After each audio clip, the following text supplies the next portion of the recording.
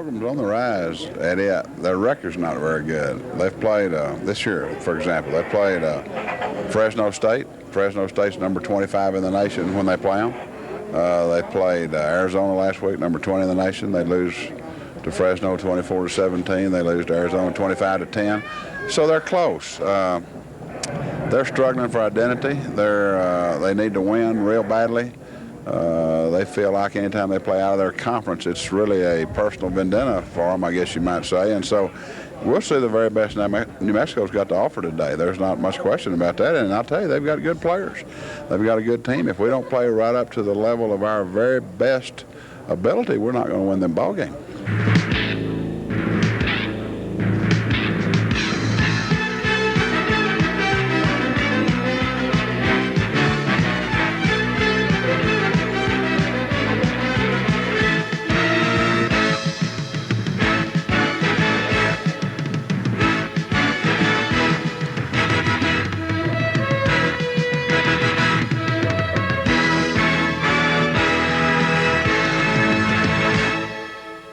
Hi everybody, and welcome to the University of New Mexico, located in Albuquerque, New Mexico. Albuquerque sits some 650 miles from Dallas and 450 miles from Denver. It's at the base of the Sandia Mountains and also is surrounded by the Rio Grande River. It's a very beautiful and old city, being founded in 1706. For the University of New Mexico, they've had their down period the last several years as far as their football team's concerned. But when it comes to Texas Tech, it's usually the biggest game on their schedule, and they'll be up today. Something unusual for Spike Dykes. They usually bring the Raiders in the night before into a traveling game, but on this day, the Raiders are not flying in until 12:30. Then they'll go straight to the stadium and be ready to play the game.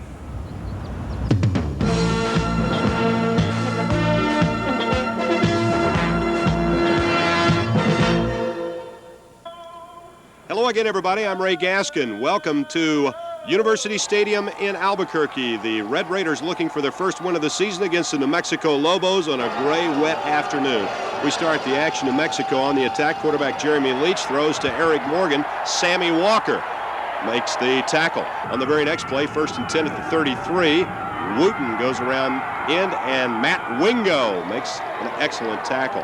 Now it's Texas Tech on the attack, their first possession, but the slippery football is on the turf, and John Bell recovers for the Lobos. 3 plays later, 3rd down and goal. Can New Mexico capitalize here? Jeremy Leach is in trouble, and he's sacked by Sammy Walker for a loss of 14 yards. The Lobos have to settle for a field goal try. It's good from 32 yards out, and with 10:16 remaining in the quarter, the Lobos lead 3-0. On the first Tech possession after the kickoff, Shane Sears with the right side fumbles, and the Lobos come up with a recovery. Texas Tech having problems with the slippery football. Still later, Margolis tries a field goal. A nervous moment for a cameraman. The kick, fortunately for the Red Raiders, is wide, so the score remains 3-0. On the first play of the second quarter, quarterback Jamie Gill gets great protection. He's looking for Rodney Blackshear. He gets behind the secondary, and watch him go. Is he going to make it to the end zone? Yes, it's a 73-yard touchdown pass and run. The extra point by Lynn Elliott is good, and the Red Raiders are now on top 7-3. On the next Texas Tech possession, the Raiders face a 3rd down and 10 at the 5. Quarterback Jamie Gill is scrambling around right in. Now watch closely what happens here. He's shoestringed right there. A sacrificial first down for the Red Raiders. As you watch on this replay, it didn't look too serious at the time, but quarterback Jamie Gill suffers a knee injury right here as he goes down, and Gill had to come out of the ball game. He was out for the rest of the day. Tough break for the Red Raiders, but you're going to watch a new sensation here. Freshman redshirt quarterback Robert Hall. He gets off to an inauspicious start, getting sacked for a loss of 10, but you're going to see some great play from Hall later.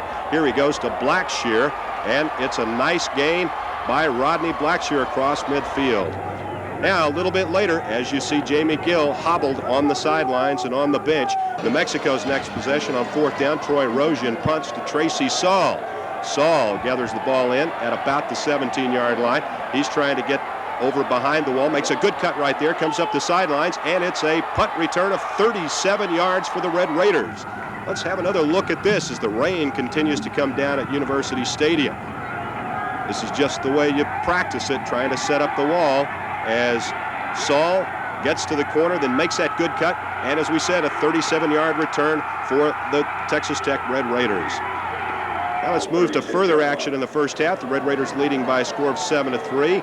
Quarterback Jeremy Leach out of the shotgun throws over the middle to Carl Winston. A great hit by David McFarland. Some excellent hitting in the secondary by the Red Raiders. Here's a look at, oh my, does that hurt when you watch it from the ground level. Several plays later, quarterback Leach to throw again. Ball a little underthrown. Boom, another good defensive hit. But let's have another look on the instant replays. You can see the hit here by David McFarland right there. Outstanding defensive work. Now Leach from the shotgun, throwing to the end zone. Let's see what happens here. Quentin Rhodes getting in position, and he comes up with the interception and brings it out of the end zone for the Red Raiders. But a flag is down, and a very controversial flag as interference is called against the Red Raiders. A very tough and questionable call, frankly, as it looked like a good interception by Quentin Rhodes. But New Mexico gets the go-ahead touchdown to lead 10-7 at the half. Right now, let's take a break while you meet former Texas Tech great John Scoville.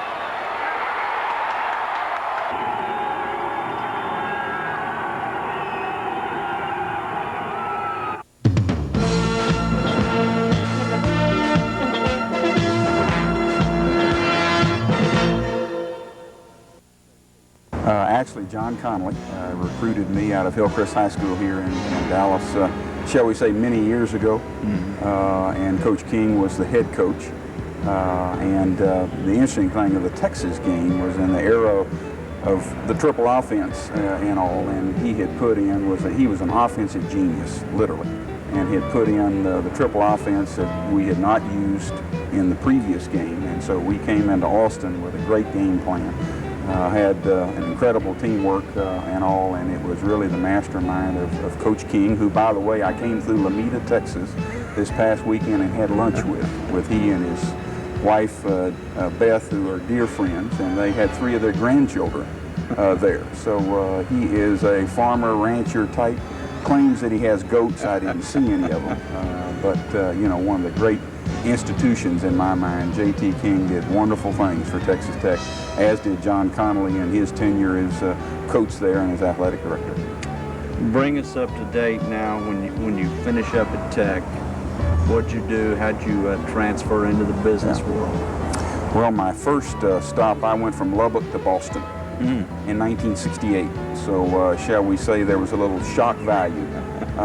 Lubbock did not exactly prepare me. If you recall, you can, since you are of my vintage, can remember the US of A in the late 60s with the protest, and certainly Boston was one of the hotbeds of the protest with the Vietnam War and all. So it was a little different environment from Lubbock. But I spent 2 years in business school at Harvard and then came back to Dallas.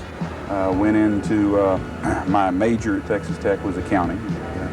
Fortunate enough to pass the CPA exam, and then went to work for Arthur Anderson and worked there for a couple of years, and then had the good fortune of a good friend of mine, Ray Hunt, here locally, who we have been involved in some community activities, and for some unknown reason he asked me to run a real estate company for him, and so that has now been 18 years ago.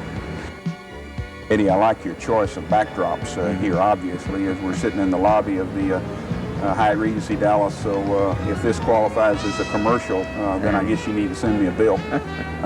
But this was our first project and has really been a landmark for our company. It really put us on the map. Also been very important to the history of Dallas.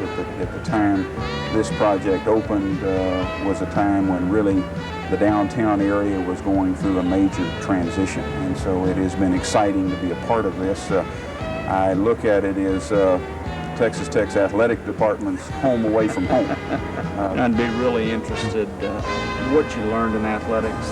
I know you grew up playing sports. How you translate that into the business world. You talked about getting into real estate. There were some hard times in this area. Parallels there between the two, things you learned? Well, of course, I'm a big fan of athletics. You know, you compete every day of your life, but you got to learn to compete fairly. You got to learn to win. You got to learn to lose, because there's some of both. But you know, it's the leadership training that is there. The somewhat innocuous word leadership, but to there's no way I can really say the impression, the difficulty of stepping in a huddle with 10 people of independent minds, and I'm supposed to tell them what to do and how to do it. So I think all of that training athletics, I would not trade my athletic experience, for anything. Final question for you. Bring us up to date on your family. You're involved with sons now. Well, how about 3 boys? One 16, well, he'll be 17 in a week, with the Declaration of Independence, the driver's license. So we are learning that for the first time. An 11-year-old and a 9-year-old. So probably best described as 3 boys in all stages of lack of discipline. But the lady in charge is Diane, also of Red Raider vintage, Diane King from Brady.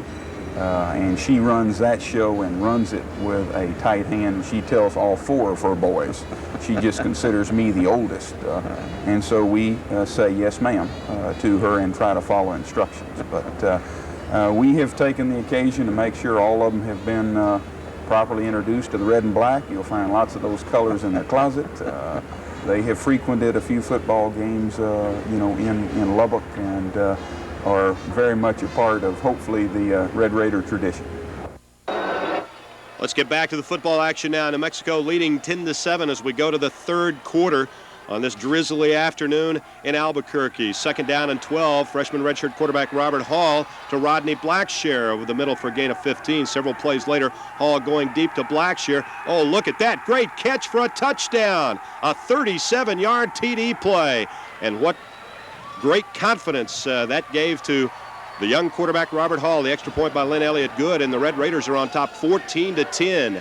Now, later on a 4th down punt, Troy Erosion punts to Tracy Saul. Remember, he had that great 37-yard punt return in the first half. He's reversing his field. He's looking to get behind the wall. He's hemmed in trouble, and he's tackled in the end zone for a safety. So it's now 14-12 ball game. New Mexico on their next possession. Eric Kaufman around left tackle, and he is hit. Brad Phelps comes up with a fumble recovery. About 4 plays later on the next Tech possession, leading 14-12, Robert Hall is going to roll out around the left end, and watch right here. The ball gets stripped away from Hall right there, and New Mexico recovers as Curtis Cruz comes up with it. Still got a 14-12 football game on the very next Tech possession. Robert Hall rolling out to the right, avoiding the pass rush, looking for Anthony Stinnett. He's got it at the 20-yard line. Great move right there by Stinnett. Can he take it into the end zone? Yes!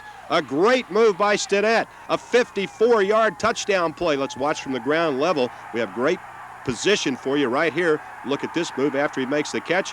Good cutback, and then he just tap dances right on into the end zone.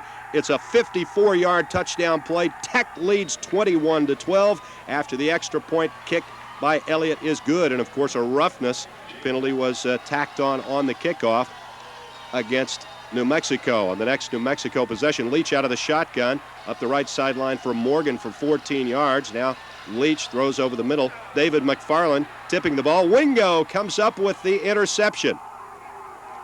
Now let's move to 4th quarter action, and this is where it really got exciting. Texas Tech's ball, Shane Sears up the middle, and he rambles for 11 yards before he's hauled down. On the very next play, it's Sears again, straight ahead. Excellent blocking by the Tech offensive line. Pick up a 14 yards. 3 plays later, Robert Hall around the left side. Look at that great diving catch by Byron Hooper. About 3 plays after this, Hall back to throw again. He's looking for Lloyd Hill, and Lloyd Hill has got it out of bounds inside the 5-yard line. Let's watch this one again. Watch him drag that foot. An official right on top of the play. It is a catch for the Red Raiders. On the very next play, Lynn off left tackle, and he goes in for the touchdown. And Elliott will tack on the extra point right here. Texas Tech seemingly in command by a score of 28-12 in the 4th quarter, but still 10-17 left in the game. Leach goes to work for the Lobos. He looks over the middle for Winston, and this guy became his favorite receiver in the 4th quarter. That was a gain of nearly 30 yards. Leach on the next play looks for Winston again, and he finds him one more time against double coverage. So they're down to the 4-yard line. Eric Kaufman here on a draw play, number 27, breaks the tackle there and goes in for the score. And the score is 28-18 as New Mexico fails on a 2-point conversion try. Ojeda kicks off. Rodney Blackshear trying to field a wet ball on the high short kick. A scramble for it, and New Mexico recovers the ball. So now the Lobos have the momentum in the game Jeremy Leach back to throw. Carl Winston once again. It's a gain of 19 yards. They take it down inside the 5, and then Leach sneaks the ball in for the score. It's now Tech 28, New Mexico 25. But still a lot of fireworks left. Robert Hall passing to Rodney Blackshear. He picks up 11 yards. 3 plays later, Hall showing so much poise for a freshman quarterback. Hall with the pass to Anthony Manyweather. It's a gain of 33 yards for the Red Raiders. 2 plays later, Hall rolling, looking for Anthony Stinnett up the sidelines. He's got it. It's a gain of 13 yards. A beautifully executed drive continues, and Lynn Elliott from the 5-yard line boots the 22-yard field goal. The Red Raiders lead 31-25. But here comes New Mexico again. They're not going to quit. Leach, 3 plays into this drive, over the middle to Winston, and it's a gain of 46 yards. In fact, they almost took this one for the touchdown, and 3 plays later, they do get the score. This looks like a replay of that earlier score by number 27, Kaufman. On the handoff, he's in for the score. New Mexico is up 32-31, and only 1:57 left in the game. Robert Hall is back to throw, a sack for a loss of 8 yards. 2 plays later, 3rd and 18. Hall throwing to Lloyd Hill. This looked like a legal catch to me. Looked like he kept the foot in bounds, but the officials said no. It's 4th down and 18. 1:10 left in the game. He's looking for Lloyd Hill. Oh, boy, what a catch. What a throw by the freshman quarterback. A gain of 33 yards. Inside a minute to play. Hall is going to look for Hill again. He made the great catch earlier. He's got this one for 31 yards. Let's watch again on the replay. Hill, the true freshman from Odessa Permian, a high school All-American, 9 catches in the ball game. Now 3 plays later, just 28 seconds left. Robert Hall looking for Anthony Blackshear, calm and cool under pressure, wants to make sure there's no interception. He hits Blackshear, but they say it was out of the end zone. So on the next play, 27 seconds left. Lynn Elliott, a field goal try from 37 yards out. The kick just clears the left upright, and Texas Tech prevails 34-32. The Red Raiders get their first win of the season.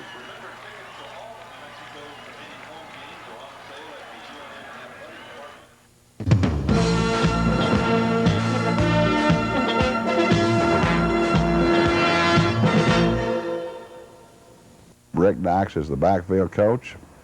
What can I tell you about him? Great heritage, you know. He's a guy that came to us from Temple. He's been coaching at Rice for the last 5 or 6 years. I think it's a great opportunity for Rick to get a chance to work with a guy like Dick Winder and Ted Umbehagen and Ivy Williams and those guys, and certainly he's got a good background. I think he's going to be a fine young coach. Well, Eddie, I was lucky enough to start off I was going to school at the University of New Mexico, and I had the opportunity to coach at Sandia High School when I was finishing up my school there. And then I went to work at Rice University with several members of our staff here. I was coaching under Ray Auburn and had the opportunity to work for Carlos Maynard as a graduate assistant when he was coaching linebackers. And I got my master's at Rice and had the opportunity to stay on as a full-time member for 3 years with Watson Brown and then Jerry Burnt when Jerry Burnt came in. And I spent last year up in Philadelphia at Temple University. How does it end up that you're now with your dad, and then how do you separate the dad part from the head coach part? Well, we really don't have any problem when we're in the office. You know, I know what my job is, and he does a good job, and you know, we know what we're supposed to do and we take care of our business. But you know, when we're off at the office, we have no problem separating the father-son relationship. Away from the office, things are a little different. You know, he's still dad, and I'm still his son, and we still keep that father-son relationship. But at the office, it's all work. Good. What are your areas of responsibility, and talk about some of the kids you work with? I'm coaching the running backs.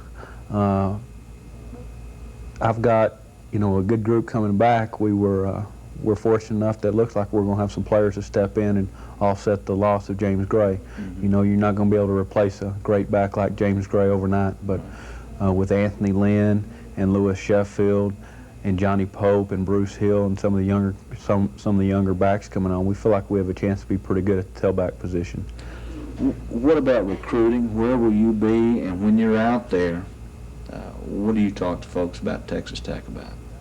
I've got South Dallas. I've got a part of the inner city of South Dallas and go down as far about as Duncanville in the Dallas area. Now I've got a part of North Houston. When I go into a home, I first try to sell the academics at Texas Tech. You know, I believe we have a great academic school. We can compete with anybody we recruit as far as academics. I try to sell the Southwest Conference. Obviously, we try to sell the success that we've had the last couple of years, and getting a chance to get a degree and coming to a place where, you know, we take pride in that we work hard as coaches to care about our players. Nearly everyone that ever comes to Texas Tech that has not been here before is first and foremost excited and impressed by the physical plant. This is a beautiful campus. And just this past year, Texas Tech won the International Award for Excellence in Facilities Management. Third time that the award has ever been given, first time ever given to a public university. The first two winners were private universities. And so Texas Tech, International Award for Excellence in Facilities Management. And that's the whole gamut. That's the physical appearance of the place, it's the way the physical plant operates, heating, cooling, structure. It's just, it's an enormously attractive and exciting place. But then beyond that, you get into the situation that in many areas of competition, Texas Tech students win out. You know, they prevail. And that's not known widely. Texas Tech sits here in West Texas and is pretty quietly carrying out a quality educational mission without a whole lot of people knowing about it. And I think one of the things that ex-students of Texas Tech want is for others to know what a great place this is.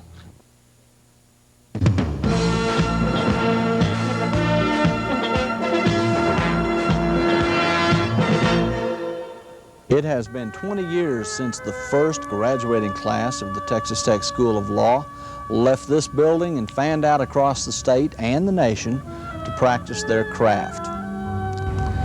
And according to the Dean of the School of Law, W. Frank Newton, it takes a great law school to make a great university. Any university that does not have major professional programs cannot hope to be an outstanding multi-purpose research university. So you need to have a law school. Great universities have law schools. We would like to think that what's happened in the time period this school has been in existence is that we've become a great law school to complement our great university. That begs the question, how do you distinguish between a law school and a great law school? One of the matters of distinction has to do with whether the peer institutions have judged a law school sufficiently strong academically to have a chapter of the Order of the Coif, which is the law school counterpart of Phi Beta Kappa. This university, for instance, has an Order of the Coif chapter. So that marks us in the eyes of our peers as not just a good law school, but a great law school. Could you explain to say, a layman, someone from the outside, is it an extensive recruiting process, or do people come begging you to get into the Texas Tech Law School? We accept 200 students a year, and we select those 200 students out of slightly less than 1,700 completed applications. So we are able to select, and there are more students wanting to come here than we can accommodate. Any institutions kind of judged, or maybe solely is judged by the folks that graduate, go out into the workplace. How are you finding Texas Tech Law School graduates in the marketplace? The best answer to that is to tell you that we have people who come to our school wanting to hire our graduates. And if you take the number of people coming looking for students and the number of students they want to hire, that actually exceeds the number of graduates that we produce on a yearly basis. A large concentration of your graduates stay in the state? The major portion stay in the state, although interestingly enough, our law school sends a higher percentage of students out of state than any other law school in the state of Texas. So we do have a fair number that go to New Mexico and Oklahoma. They are, of course, placed everywhere, from Seattle to Chicago to Los Angeles to New York to Atlanta. But we have a fairly significant number that go to Atlanta, Phoenix, Los Angeles, and then, of course, again to New Mexico and Oklahoma. From the Texas Tech School of Law for the Red Raider Video Season Ticket, I'm Eddie Clinton.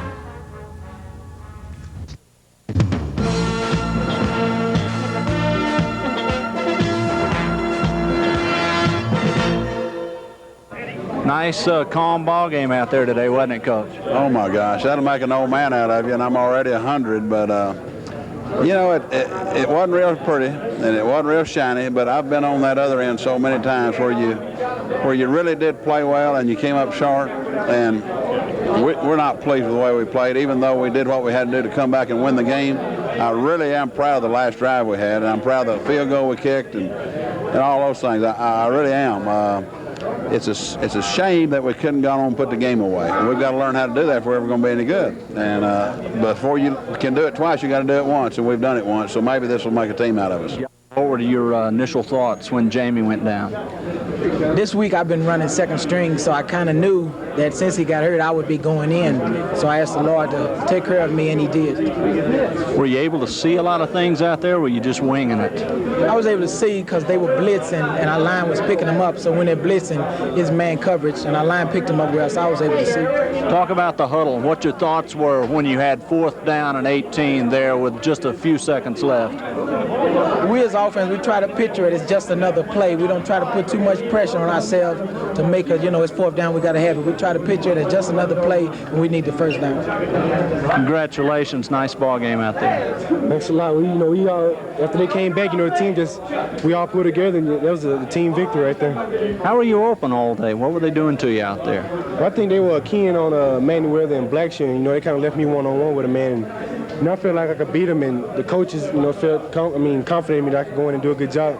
How about your thoughts there when it was 4th down with just a few seconds left? They'd already thrown to you twice. What was it like in the huddle on that last play down there? Well, everybody's eyes were just wide open, and I was hoping that they would throw it to me to get another chance because I knew I could beat them. And the line gave Robert Hall excellent time to throw the ball, and I'm just glad he got it to him. You have any idea you'd play this much when you came to Texas Tech as a true freshman?